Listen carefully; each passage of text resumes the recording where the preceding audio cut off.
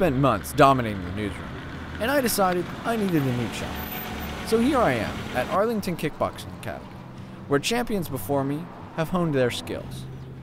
And despite my thin wrists and skeletal-like physique, I asked myself, how hard could it really be? I mean, hey, look at me. With the exploding success of the UFC, many more people are starting to become combatants in the ring themselves. I didn't really know what to expect on my day of training. I was just hoping that the trainers could keep up.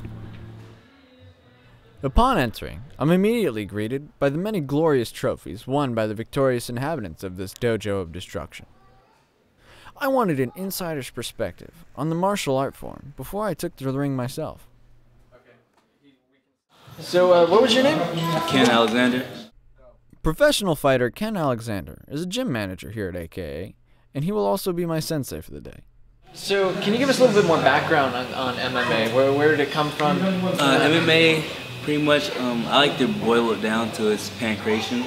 And that goes all the way back to the ancient Olympic days, back in Rome and Greece, which was like a lot of movies that tell people like Gladiator, all those movies like the Romans, they were pancreation artists, you know, so all those holds, arm bars, chokes, key locks, those are all things that we're doing since the ancient days.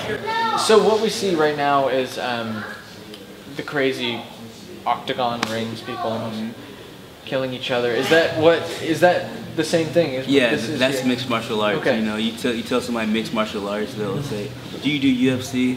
That's one of the biggest pet peeves. You know, that's like going to a basketball player and say, do you do NBA? You know, UFC is just an organization that which mixed martial artists, MMA artists try to get into. Okay. So a lot of people think of it as being like a brutal sport, which it could be sometimes, but it's more of a chess match as you get to higher levels because skills over even. So more like chess and less like Mortal Kombat? Yes, that's the way I like to think about it. So for someone who's never put on the gloves, what can they expect going into the octagon ring? Well, first you're going to be really nervous. You think about why I get myself into this. You know what I mean? I have had plenty of fights and now I fight professionally, and I still think like, oh, why am I doing this, until, you know, you hear the crowd and you get all into it, and you know, that's when you start having the fun. You know? Do you think you could defeat Hulk Hogan? Yeah. You think you could? Yeah. So in MMA, the bigger isn't necessarily always better. Nope, and that goes back to 1993 when the Gracie family started a UFC. That's when they used to fight in their gis against a big guy to do no weight classes, no time, and that's when jiu-jitsu first came popular. Otherwise, guys used to put on gloves and start swinging.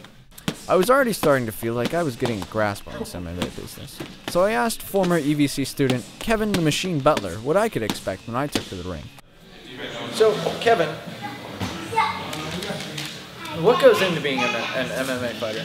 I'd have to say the main thing is dedication, just being here every day, even when you don't want to, and just working hard and having fun and getting a good group of training partners. Yeah, that's the main thing.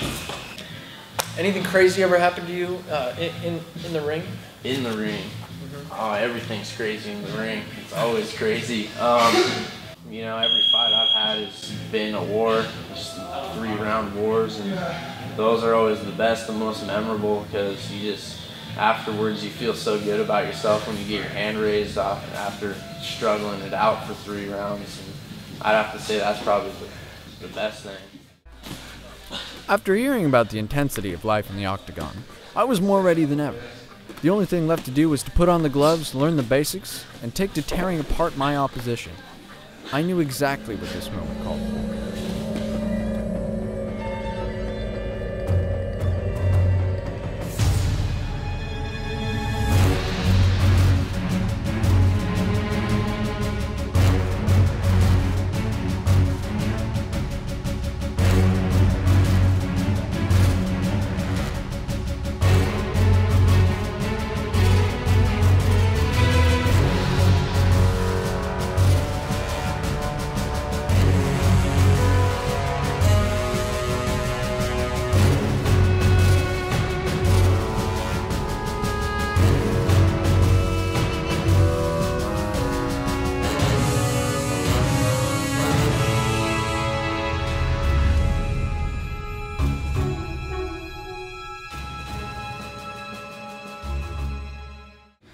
So now that I'm ready to fight, Ken here is going to teach me how to do it. So what are you going to teach me, Ken? First, I'm going to teach you a rear naked choke. It's very common, from the amateur to the pro level, UFC. Like I said, it's pretty basic, and it happens all the time. You'll see it every time you watch a fight card. Start with 2-on-1. So in real life, you know, they're not going to give it to you for free. So you're moving, pull it out. Like your chin's down, I go across the face and force it all the way up. Right here, and on bicep, on head. All right. Imagine, you know, like you take me down. Okay. So the common spot is where we want to. So on your knees. On your knees. This is called your guard. This is your safe spot for me. So he takes me down. This is where I'm starting off at. He's a lot bigger and stronger than me. This is my jiu-jitsu kicks in. Okay. This is basic bottom side arm bar.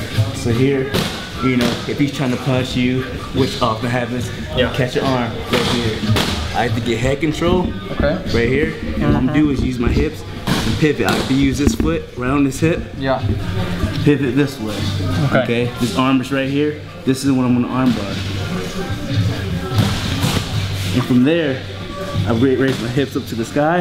And this is when the muscles are not relevant anymore. Just tap on it tight.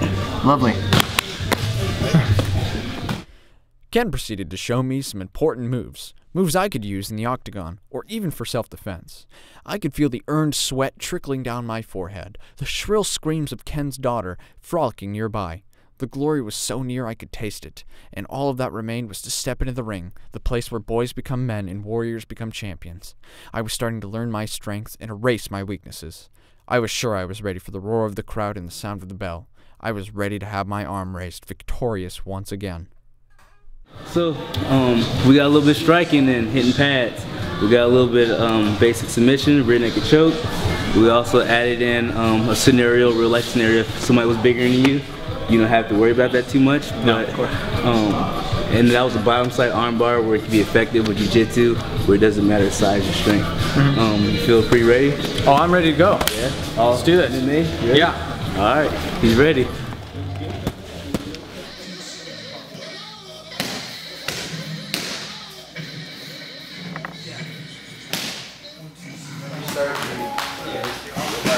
Whenever you're ready, Paul. Go for it.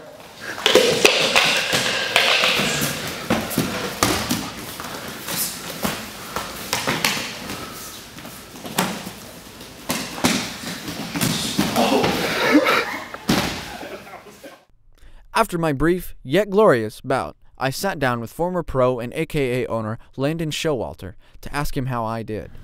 Not bad, considering you haven't had any formal training. Hung in there, back Ken up a little bit. You're longer than him, so come in here for a couple months. I'll teach you how to jab his face off.